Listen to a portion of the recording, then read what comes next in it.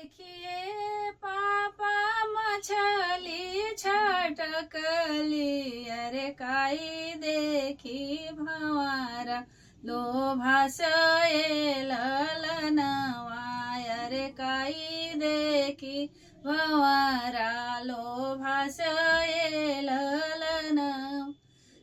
देखिए पापा बेटी के बियाहल, अरे काई देखी गईल लो भाई ललनवा, अरे काई देखी गईल लो भाई ललन। जल देखिए बेटी मछली छटकली, अरे फूल देखी भंवरा लोभासये ललनवा, अरे फूल देखी भंवरा लोभासये ललन।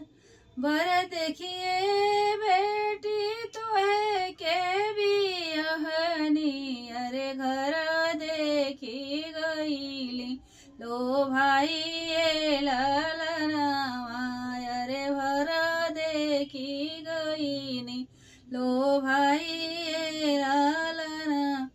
बर देखिए पापा बेटी के बियहल, अरे ना जनल कर्म मारे ललनवा, अरे ना जनल कर्म मार रे ललन।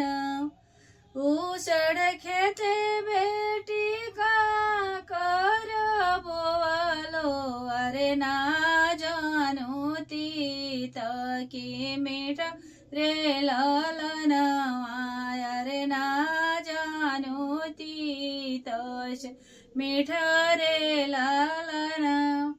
हमारो धर्मवा बेटी बड़ा निक बड़ुए, अरे ना जानो कर्मा तोहार रे ललनवा, अरे ना जानो कर्मा तोहार रे ललन।